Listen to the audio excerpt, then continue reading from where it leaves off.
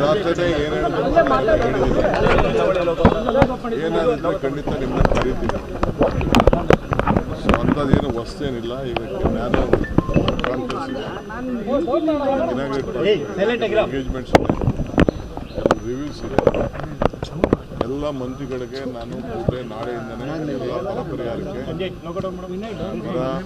ಅತಿವೃಷ್ಟಿ ಅನಾವೃಷ್ಟಿ ಇದಕ್ಕೆಲ್ಲ ಭೇಟಿ ಮಾಡಬೇಕಂತ ಹೇಳಿದ್ದೀನಿ. ಟೈಮ್ ವೇಸ್ಟ್ ಮಾಡಬೇಡಿ ಅಂತ. ಸೊ ನಾಳೆಯಿಂದನೇ ಎಲ್ಲ ಜಿಲ್ಲೆಗಳಿಗೆ ಹೋಗಬೇಕು ಅಂತ ಎಲ್ಲ ಆಫೀಸರ್ಸ್ಗೂ ಎಲ್ಲ ಸೈಟ್ ವಿಸಿಟ್ಗೆ ಏರ್ಪಾಟ್ ಮಾಡಬೇಕು ಅಂತ ಇನ್ಸ್ಟ್ರಕ್ಷನ್ ಕೊಟ್ಟಿದ್ದೀನಿ. ಸೊ ಆ ಕೆಲಸದಲ್ಲಿ ಎಲ್ಲರೂ ಕೂಡ ತೊಡಗ್ತಾರೆ.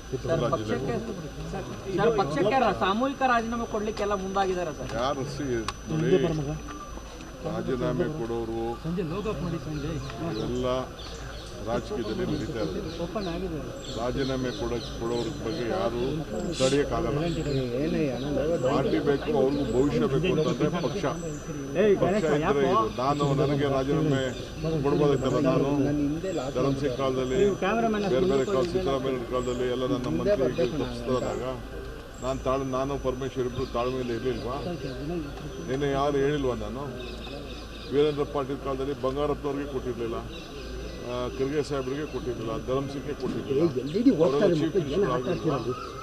ಎಲ್ಲ ಪೇಷನ್ಸಿಂದ ಈ ಸಂದರ್ಭದಲ್ಲಿ ಇರಬೇಕಾಗ್ತದೆ. Party is very much important.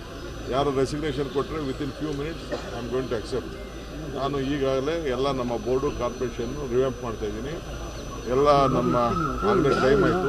ಎಲ್ಲರಿಗೂ 2 ವರ್ಷ ಅಂತ ಮುಂಚಿತವಾಗಿ ನಾವು ಹೇಳಿದ್ದು, ಮಂತ್ರಿಗಳಿಗೂ ಹೇಳಿದ್ದು. ಅದನ್ನು ನಾವು ಮುಂಚಿತವಾಗಿ 2.5 ವರ್ಷ ಈಗ ಎಲ್ಲರೂ ರೆಸಿಗ್ನೇಷನ್ ಸಬ್ಮಿಟ್ ಮಾಡಿ ಅಂತ ಅಂದ್ಬಿಟ್ಟು ಬೋರ್ಡ್ ಕಾರ್ಪೊರೇಷನ್ಗೆ ಫಸ್ಟು ನಮ್ಮ ವರ್ಕರ್ಸ್ಗೆ ಹೇಳ್ತೀನಿ.